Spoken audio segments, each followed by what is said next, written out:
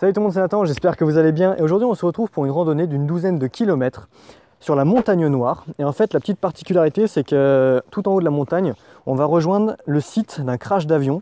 Ce crash a eu lieu en 1943. Je pense que ça va être intéressant et j'espère que ça vous plaira aussi. Si je dis on, c'est parce qu'aujourd'hui je suis avec mon frère qui tient la caméra. Donc voilà, je vous laisse avec la vidéo et à tout à l'heure.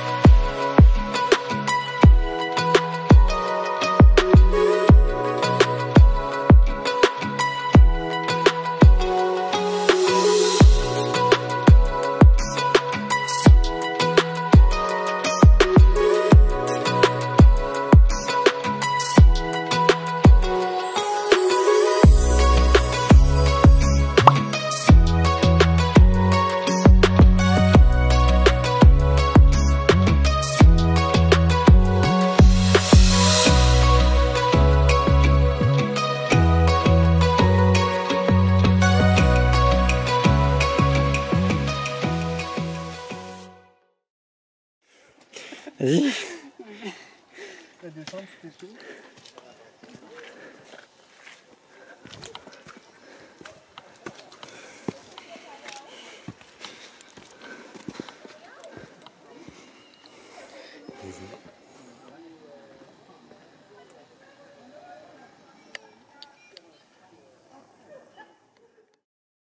« 19 octobre 1943, 22h16. Le B-24 Liberator 3, surnommé Harry, reçoit l'autorisation de décoller en destination de l'aéroport de Montjoly. À précisément 1h45, après 3 heures de vol, le pilote demande la permission d'atterrir, mais la tour de contrôle refuse l'accès aux pistes en raison d'une mauvaise météo. L'avion a alors deux options, l'aéroport de Rockcliffe en Ontario ou l'aéroport de Dorval à Montréal. Malheureusement, aucun de ces deux aéroports ne verront atterrir le B-24 puisqu'il s'est écrasé sur la montagne Noire. Les restes de l'avion ainsi que les corps ne seront retrouvés que 3 ans plus tard, puisque le 20 juin 1946, au cours d'un vol de recherche destiné à retrouver un autre avion porté disparu dans la région, l'équipage d'un avion militaire aperçoit des débris métalliques et après plusieurs passages arrivent à identifier les dérives jumelles caractéristiques d'un Liberator. Aussitôt, une équipe est envoyée sur les lieux et n'ayant pas de moyens exacts pour se repérer à travers une forêt extrêmement dense, ils sont alors guidés par un avion d'observation qui piquait du nez en direction des décombres, indiquant ainsi l'emplacement du bombardier. Les causes de l'accident restent assez floues, mais il est probable que les cartes du Liberator sous-estimaient l'altitude de la montagne et n'ayant aucune visibilité en raison de la météo, le pilote a malheureusement dû apercevoir la montagne bien trop tard pour pouvoir l'éviter. Depuis plusieurs années, un réseau de sentiers a été aménagé, permettant ainsi aux randonneurs de venir sur les lieux de cette tragédie. Plusieurs plaques commémoratives ainsi que 24 croix ont été installées en hommage aux 24 hommes ayant perdu la vie dans ce crash.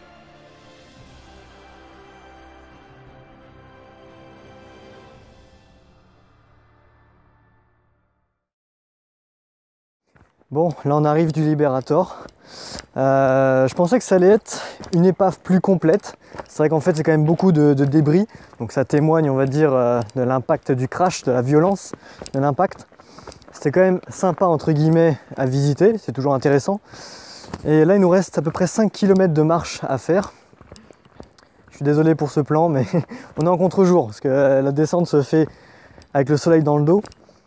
Donc voilà, j'espère que ça vous aura plu. J'ai essayé de filmer comme j'ai pu, c'est pas évident parce qu'il y a quand même pas mal de monde. Donc là, comme je vous ai dit, on va revenir au parking et ce sera suffisant pour aujourd'hui. 12 km, c'est très bien. Et voilà, on va bien dormir. J'espère que ça vous aura plu. Moi, je vous dis à la prochaine dans une autre vidéo. Et bien évidemment, ciao!